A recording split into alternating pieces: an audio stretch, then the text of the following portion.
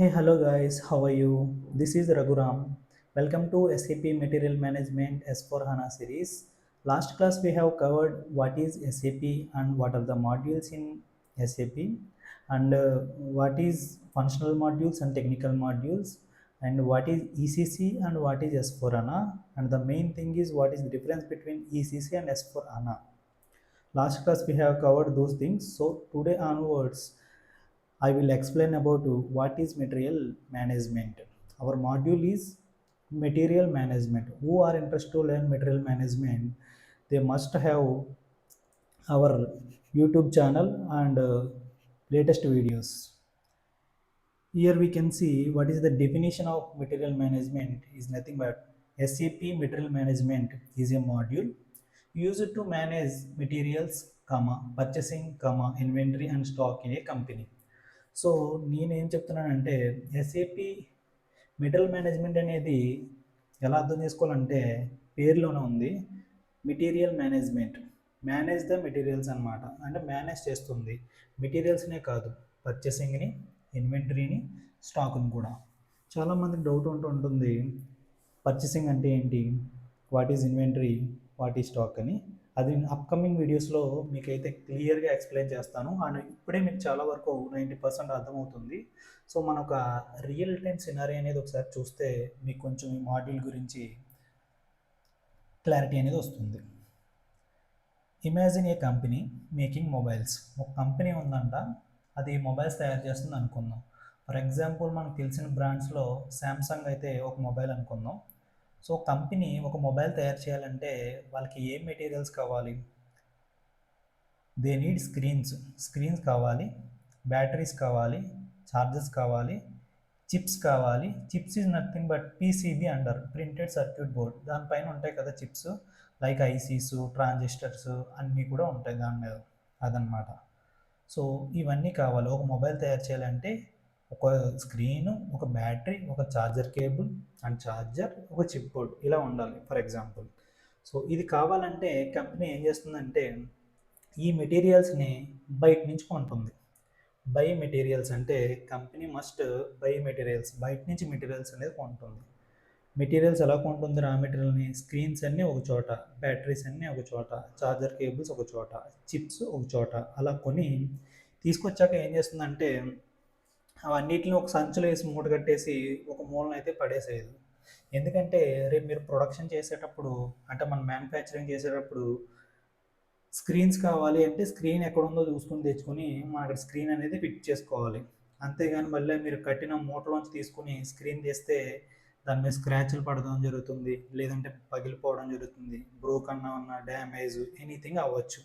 So అందుకోసం ఏం చేస్తుందంటే స్టోర్ చేస్తుంది డిఫరెంట్ కింద.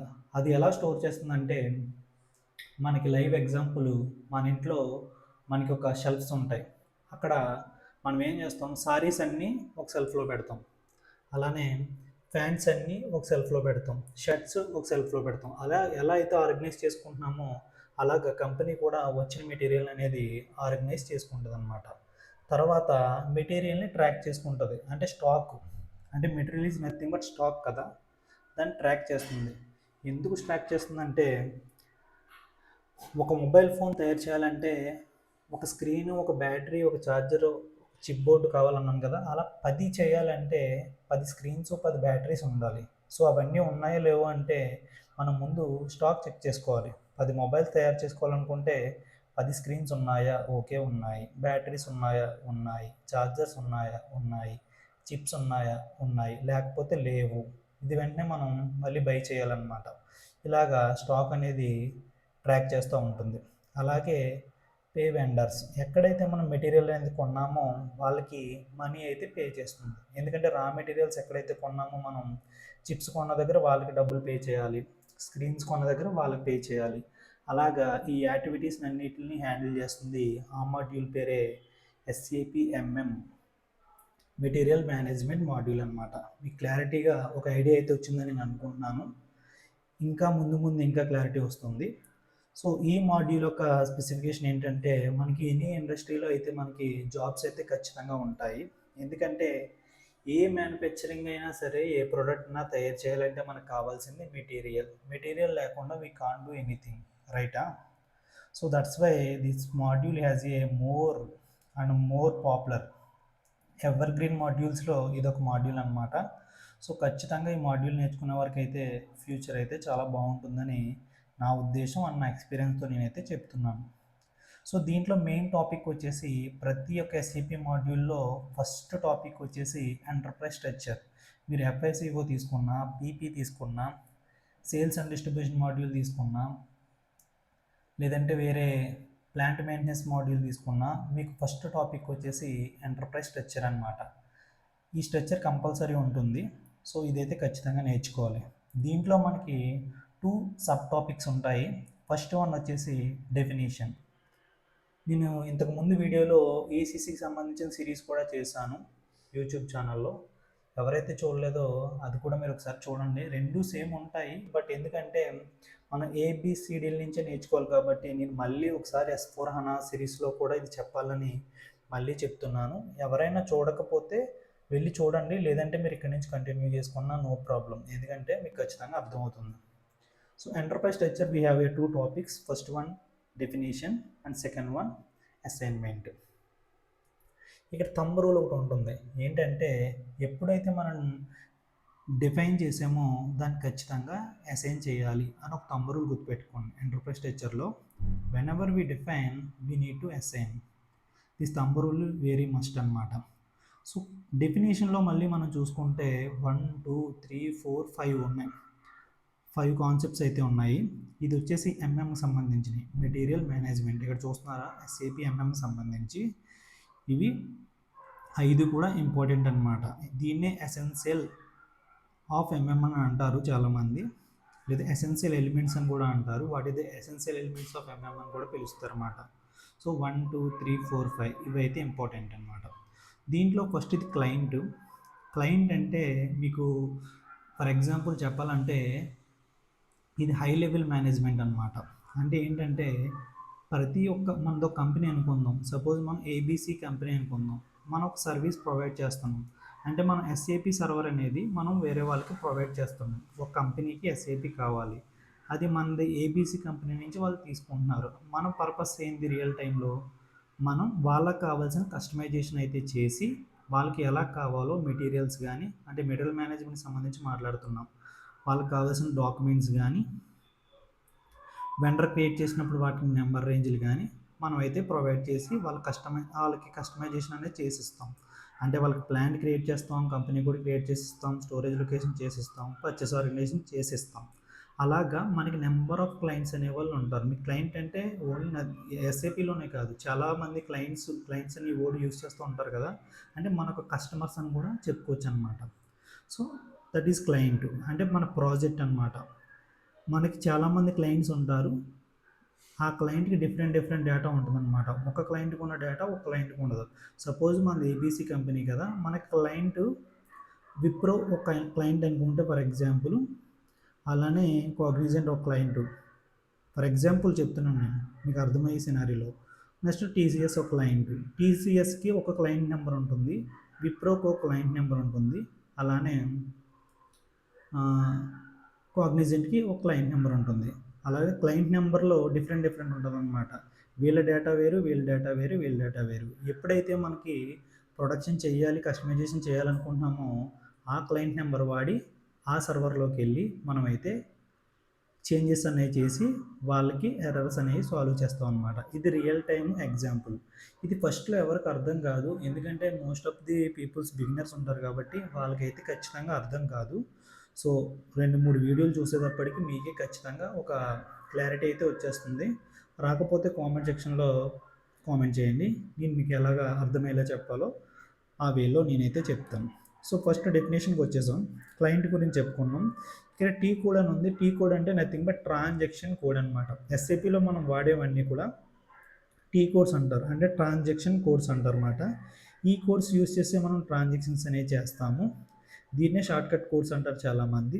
సో ఈ టీ కోడ్స్ అనేవి చాలా గుర్తుపెట్టుకోండి, చాలా ఇంపార్టెంట్ అనమాట.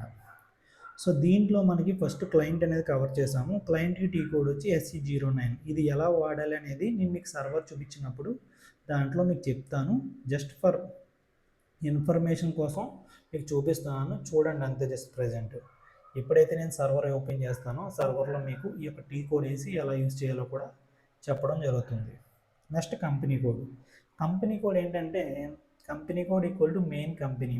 కంపెనీనే కంపెనీ కోడ్ అంటారనమాట. This is your actual company legally registered for finance and accounting. అంటే మన కంపెనీ అనగానే ఏంటి, టాటా కంపెనీ, ఇన్ఫోసిస్, అలాగే రిలయన్స్, కోగ్నిజెంట్, ఇలా కొన్ని కంపెనీస్ ఉంటాయి కదా. ఎక్కడైతే ఫినాన్షియల్ ట్రాన్సాక్షన్ జరుగుతున్నాయో దాన్నే కంపెనీ అంటారు. Simple word. ఫినాన్షియల్ ట్రాన్సాక్షన్సే కదా జరుగుతాయి. కంపెనీ అంటే ఏంటి, ఎక్కడన్నా మెటీరియల్ తీసుకున్నా, లేదంటే మనకు సాలరీస్ పే చేయాలన్నా, లేదంటే ఏమైనా మనీ ట్రాన్సాక్షన్స్ చేయాలన్నా జరిగేది ఏంటి, ఫినాన్షియల్ ట్రాన్సాక్షన్సే కదా, దాన్నే కంపెనీ అంటారు. ఫర్ ఎగ్జాంపుల్ టాటా, ఇన్ఫోసిస్, రిలయన్స్ అన్నమాట. So all financial reports are maintain here. Easy to అండర్స్టాండ్కి ఏం చేసాం, company equal to your company identity in SAP అనమాట. సింపుల్గా అర్థం చేసుకోండి. ఎక్కడైతే ఫినాన్షియల్ ట్రాన్సాక్షన్ జరుగుతున్నాయో, ఎక్కడైతే దాన్ని లీగల్గా రిజిస్టర్ చేసి ఒక ప్లేస్ ఉందో దాన్నే కంపెనీ అంటారు. ఓకేనా, క్లియరా? నెక్స్ట్ ప్లాంట్ అనమాట. ఎంఎంకి వచ్చేటప్పటికి మనకి సెకండ్ వన్ వచ్చి ప్లాంట్ అనమాట. Plant equal to factory or branch అనమాట. Plant is the place where work happens అనమాట. ప్లాంట్ని ఎలా అంటామంటే, చాలామందికి ప్లాంట్స్ తెలుసు. ప్లాంట్స్ అంటే మనకి పవర్ ప్లాంట్స్, ఇలా కొన్ని ప్లాంట్స్ ఉంటాయి కదా. పవర్ ప్లాంట్స్లో ఏం జనరేట్ అవుతుంది, పవర్ జనరేట్ అవుతుంది. అలాగే కొన్ని ప్లాంట్స్ ఉంటాయి, ఆ ప్లాంట్స్లో ఏం జనరేట్ అవుతాయి మనకి అంటే అవుట్పుట్ ప్రోడక్ట్స్. మనకి కార్స్ జనరేట్ అవుతాయి. కార్స్ జనరేట్ అంటే ప్రొడ్యూస్ అవుతాయి. కార్సు, బైక్స్, పెద్ద పెద్ద బస్సులు, ఇవన్నీ కూడా జనరేట్ అయ్యే ప్లేస్ని ప్లాంట్ అంటన్నమాట. మనం ఎలా చెప్పాలంటే ఇంటర్వ్యూ సినారియోలో where materials are produced that is nothing but plant అని చెప్పొచ్చు అనమాట. లేదంటే where materials are produce is nothing but plant అన్నాము. అలానే plant is the place where work happens. ఎక్కడైతే వర్క్ జరుగుతుందో దాన్ని కూడా ప్లాంట్ అని అంటారని చెప్పొచ్చు అనమాట. అంటే ఫినిష్డ్ ప్రోడక్ట్ ఎక్కడైతే మనకు ప్రొడ్యూస్ అవుతుందో, అంటే ఒక ప్రోడక్ట్ ఎక్కడైతే ప్రొడ్యూస్ అవుతుందో ఆ ప్లేస్నే ప్లాంట్ అంటారు అని మనం సింపుల్గా అర్థం చేసుకోవచ్చు. దీనికి బెటర్ ఎగ్జాంపుల్ కూడా నేను చెప్తాను. సో మనకి ఇక్కడ చూస్తే వర్క్ క్యాన్ బి ఏమై ఉండొచ్చు, మ్యానుఫ్యాక్చరింగ్ అన్న అవ్వచ్చు, స్టోరేజ్ అన్న అవ్వచ్చు, డిస్ట్రిబ్యూషన్ అన్న అవ్వచ్చు. ఈ రియల్ లైఫ్లో చూస్తే Chennai factory, Hyderabad warehouse, Bengaluru branch. Easy understanding, plant equal to working location అనమాట. దీన్ని ఇంకెలా చెప్పొచ్చు అంటే, ఒక కంపెనీ ఉంది హైదరాబాద్లో అనుకుంటే ఆ కంపెనీకి డిఫరెంట్ బ్రాంచ్లు ఉంటాయి కదా. అలానే మ్యానుఫ్యాక్చరింగ్ వచ్చేటప్పటికి ఒక కంపెనీ వచ్చేసి బెంగళూరులో ఉంటుంది. దాని ప్లాంట్ బెంగళూరులో ఒకటి ఉన్నప్పటికీ దాని వేరే ప్లాంట్ వచ్చి హైదరాబాద్లో ఉంటుంది, ఇంకో ప్లాంట్ వచ్చి వైజాగ్లో ఉంటుంది, ఇంకో ప్లాంట్ వచ్చి విజయవాడలో ఉంటుంది.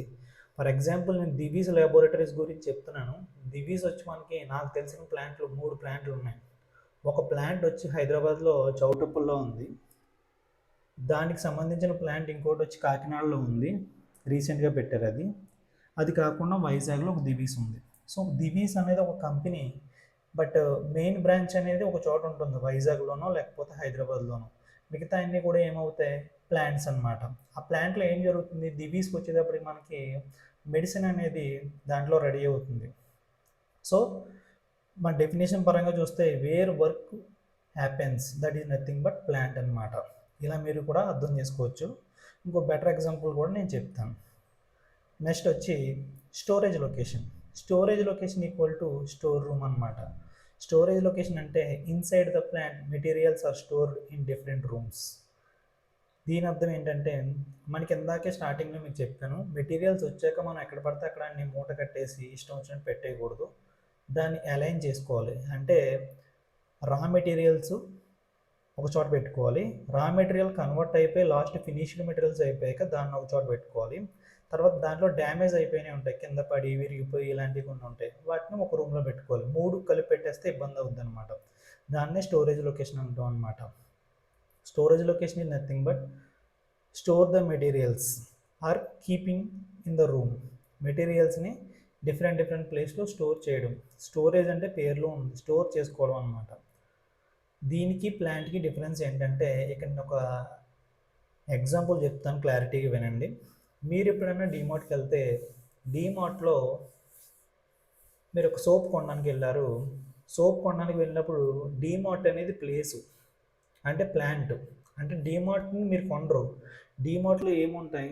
సోప్స్ ఉంటాయి, గ్రాసరీ ఐటమ్స్ ఉంటాయి, ఎవ్రీథింగ్ దాంట్లో మనకు కావాల్సిన నీడ్స్ ఏవైతే బేసిక్ నీడ్స్ ఉన్నాయో అవి దాంట్లో దొరుకుతాయి. డీమార్ట్ని కొనరు కదా మీరు. డీమార్ట్లో అవి దొరుకుతాయి కాబట్టి డీమార్ట్ ఈజ్ ఏ ప్లేస్, అంటే మన సినారియోలో ప్లాంట్ అనమాట. ఎక్కడ మీకు ఐటమ్స్ ప్రొడ్యూస్ అవుతున్నాయో దాన్ని ప్లాంట్ అన్నాం కదా. ఇక్కడ మనం డీమార్ట్ ఎక్కడ ఐటమ్స్ అయితే మీకు దొరుకుతున్నాయో దాన్ని ప్లాంట్ అంటాం. అది డీమార్ట్ ఎగ్జాంపుల్. సో స్టోరేజ్కి వచ్చేటప్పటికి ఏంటంటే, సోప్స్ కావాలంటే మీరు సోప్స్ సెక్షన్ ఎక్కడ ఉందో అక్కడికి వెళ్తారు.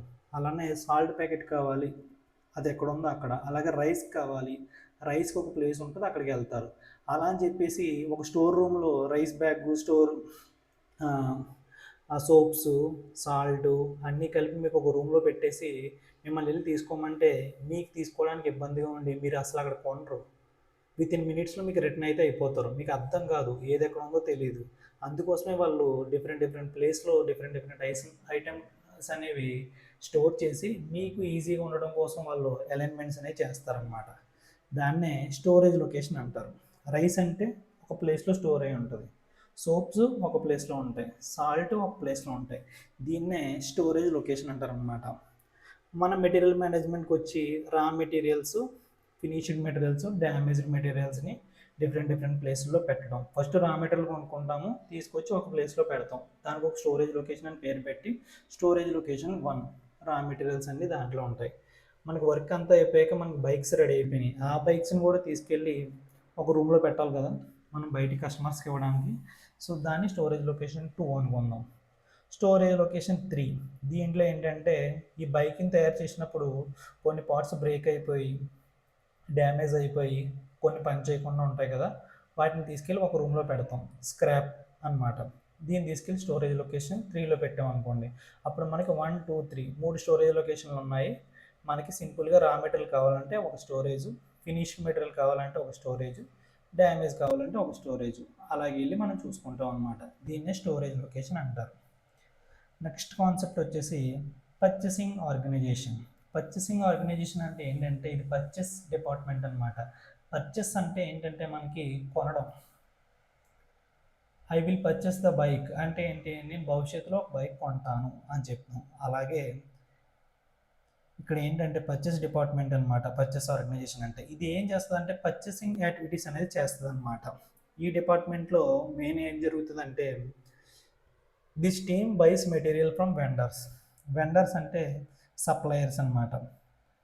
ఇది ఏం చేస్తుందంటే మెటీరియల్స్ అనేది కొంటుంది వెండర్స్ దగ్గర నుంచి. ఎలా కొంటుంది?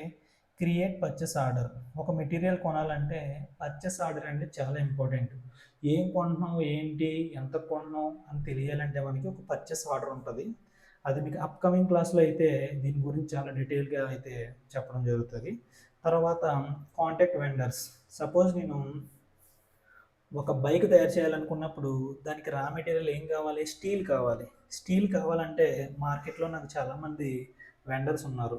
వైజాగ్ స్టీల్ ఉంది, టీఎంటీ స్టీల్ ఉంది, సంథింగ్ వేరే టైగర్ స్టీల్ ఏదో ఉంది.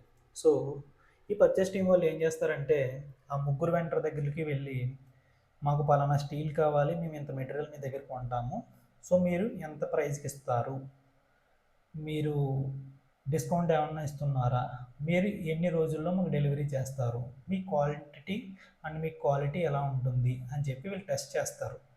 ఆ ముగ్గురు వెండర్ దగ్గరికి వెళ్ళి వాళ్ళ కొటేషన్స్ కూడా తీసుకొని ఆ కొటేషన్స్ వీళ్ళు అనలైజ్ చేసి ఎవరైతే మనకు బెస్ట్ ప్రైస్కి and best quality and best టైంకి డెలివరీ ఇస్తున్నారో వాళ్ళని సెలెక్ట్ చేసుకుని తక్కువ ప్రైస్కి ఎవరైతే ఇస్తున్నారో ఫైనల్ చేసుకుని వాళ్ళ దగ్గర అయితే కొంటారు. ఈ యాక్టివిటీస్నే పర్చేస్ యాక్టివిటీస్ అంటారు. అది ఈ డిపార్ట్మెంట్ అనేది హ్యాండిల్ చేస్తుంది అనమాట.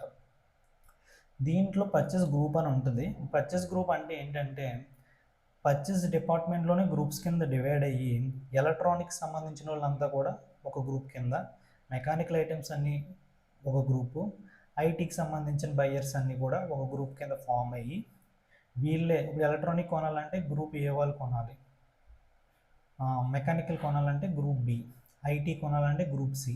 అలాగా వీళ్ళు గ్రూపుల కింద డివైడ్ అయ్యి స్పెసిఫిక్ మెటీరియల్ని స్పెసిఫిక్ గ్రూప్ అనేవాళ్ళు కొంటారనమాట. దీన్నే పర్చేసింగ్ గ్రూప్ అంటారనమాట. సో మనకి డెఫినేషన్ అయితే అయిపోయింది. ఇప్పుడు అసైన్మెంట్స్ అనమాట. అసైన్మెంట్స్ అంటే ఏంటంటే మన పైన ఏవైతే ఉన్నాయో ఇది కంపెనీ, ప్లాంట్, పర్చేస్, ఆర్గనైజేషను, తర్వాత స్టోరేజ్ లొకేషన్ ఏవైతే ఉన్నాయో వాటిని అసైన్ చేస్తాం అనమాట. ఇక్కడ ఇందాక డిఫైన్ చేసాం, ఇక్కడ దాన్ని అసైన్ చేస్తాం. ఇంకో company code, plant, storage location, purchase organisation. ఎందుకు డిఫైన్ చేయాలి అండ్ ఎందుకు అసైన్ చేయాలి అని చాలామంది డౌట్ ఉంటుంది. సో మన కంపెనీ అనగానే కంపెనీలో ఒక ప్లాంట్ ఉంటుంది, ప్లాంట్ లోపల ఒక స్టోరేజ్ లొకేషన్ ఉంటుంది, స్టోరేజ్ లొకేషన్ లోపల ఒక పర్చేస్ ఆర్గనైజేషన్ ఉంటుంది, పర్చేస్ ఆర్గనైజేషన్ మెటీరియల్ కొంటుంది, మెటీరియల్ కొన్నాక ప్రొడక్షన్ డిపార్ట్మెంట్ ప్రొడక్షన్ చేస్తుంది, అక్కడ మెటీరియల్ రెడీ అవుతుంది, రెడీ అయ్యాక సేల్స్ అండ్ డిస్ట్రిబ్యూషన్ వాళ్ళు ఆ మెటీరియల్ అనేది సేల్స్ చేస్తారు. ఇది మనకి రియల్ టైంలో జరిగే ఒక ప్రాసెస్ అన్నమాట.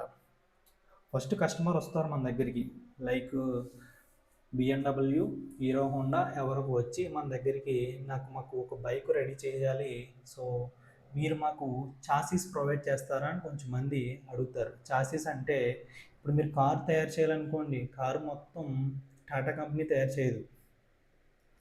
చాసీస్ వచ్చేసి పైన చాసీస్ అంటారు, అంటే కారు పైన ఉంటుంది కదా స్టీల్గా, చాలామందికి అర్థమవుతుంది. చాసీస్ అంటే బాడీ అన్నమాట. ఆ బాడీని మెటల్ ప్రెస్సింగ్ కంపెనీలు ఏవైతే ఉన్నాయో అవి తయారు చేస్తాయి. టైర్స్ ఉంటాయి కార్కి, ఆ టైర్స్ వచ్చేసి అపోలో కానీ, ఎంఆర్ఎఫ్ కానీ, సిఎట్ కానీ కంపెనీ తయారు చేస్తాయి. ఇంజన్ వచ్చేసి మెయిన్ కంపెనీ ఏదైతే ఉందో టాటా కంపెనీ, ఆ కంపెనీ తయారు చేసుకుంటుంది. లాస్ట్లో ఇవన్నిటిని అసెంబ్లింగ్ చేసుకుని ఒక ఫినిష్డ్ ప్రోడక్ట్ అనేది మనకు ప్రొడ్యూస్ అవుతుంది అనమాట. ఒక్కరే అన్నీ చేయరు, ఎందుకంటే ఒక్క చోటే అన్నీ చేయాలంటే అంత మ్యాన్ పవర్ ఉండదు, అండ్ అలానే అంత ప్లేసు ఇక్కడ అవైలబిలిటీ ఉండదు. సో అందుకోసం ఏంటంటే వాళ్ళు ఏం చేస్తారంటే ఒక స్పెసిఫిక్ పార్ట్ని ఒక స్పెసిఫిక్ కంపెనీకి ఇచ్చి వాళ్ళకు నచ్చిన విధంగా వాళ్ళైతే మ్యానుఫ్యాక్చరింగ్ చేసుకుంటారు. ఎవరైతే వీళ్ళ కంపెనీని అప్రోచ్ అవుతారో, సపోజ్ టాటా కంపెనీ వెళ్ళి ఒక ఏబీసీ కంపెనీ అప్రోచ్ అయ్యి నాకు ఒక చాసిస్ బాడీ అనేది కావాలి, నాకు ఈ మెజర్మెంట్లో కావాలని చెప్పేసి ఇచ్చినప్పుడు ఆ ఏబీసీ కంపెనీ ఏం చేస్తుందంటే ఫస్ట్ వీళ్ళు ఇచ్చిన పీఓ ప్రకారం, పర్చేస్ ఆర్డర్ ప్రకారం, పర్చేస్ ఆర్డర్ మాట ఆర్డర్ ఇవ్వడం, మనం ఆర్డర్ ఇస్తాం ఫస్ట్ మాకు ఇది కావాలి అని చెప్పేసి. ఆర్డర్ ప్రకారం వాళ్ళ కస్టమర్ ఆర్డర్ అనేది క్రియేట్ చేసుకుని వాళ్ళు ఏం చేస్తారంటే దాన్ని తగ్గట్టుగా ఏ మెటీరియల్ అయితే కావాలో ఆ మెటీరియల్ అనేది పర్చేస్ డిపార్ట్మెంట్ వాళ్ళని కలిసి పర్చేస్ డిపార్ట్మెంట్ వాళ్ళతో మెటీరియల్ అనేది కొనిపించి నెక్స్ట్ దాన్ని తీసుకెళ్ళి ప్రొడక్షన్ వాళ్ళకి ఇచ్చాక ప్రొడక్షన్ వాళ్ళు దాన్ని ప్రొడక్షన్ చేసి లాస్ట్కి ఫైనల్గా ఒక ఫినిష్డ్ ప్రోడక్ట్ అయితే డిజైన్ చేస్తారనమాట. నెక్స్ట్ దాన్ని సేల్ అనేది చేస్తారు. ఇది మనకి రియల్ టైంలో జరిగే సినారియో. సో ఇంత సినారియో అయితే జరుగుతుందన్నమాట. మీకు ఎగ్జాంపుల్ గురించి చెప్పాను, ఇవన్నీ ఈరోజే అర్థం కావు మీకు. సో అప్కమింగ్ సిరీస్ ఏవైతే ఉన్నాయో ఎవరైతే అవి చూస్తున్నారో వాళ్ళకైతే క్లారిటీగా అర్థమవుతుంది. సో దీంట్లో డెఫినేషన్ అయితే పూర్తి చేసాము. డెఫినేషన్లో మనకి కంపెనీ ఉంది, కంపెనీ లోపల ప్లాంట్ ఉంటుంది. ప్లాంట్ అంటే ప్లేస్ అనమాట, where materials are produced, that is nothing but plant అనుకోండి. అలానే where materials are stored, that is nothing but storage location. Purchase organisation, where purchasing activities are done, that is nothing but purchase organisation అని అనుకోవచ్చు. So ఎప్పుడైతే వీటిని మనం define చేసుకుంటామో దాన్ని assign చేసుకోవాలి. అసైన్కి వచ్చేటప్పటికి మనకి చూడండి, assign company to company code, దానికి టీ కోడ్ వచ్చి OX16. ఇది మీకు సర్వర్లో చెప్తాను టీ కోడ్స్ గురించి. Assign plan to company code OX18. Assign purchase organisation to company code OX01. Assign purchase organisation to plant OX17. Assign standard purchase organisation to plant OMKI. Assign purchase organisation to reference purchase organisation OMKJ. So ఏంటి assignment అంటే మీకు క్లియర్గా ఒకసారి చూడండి.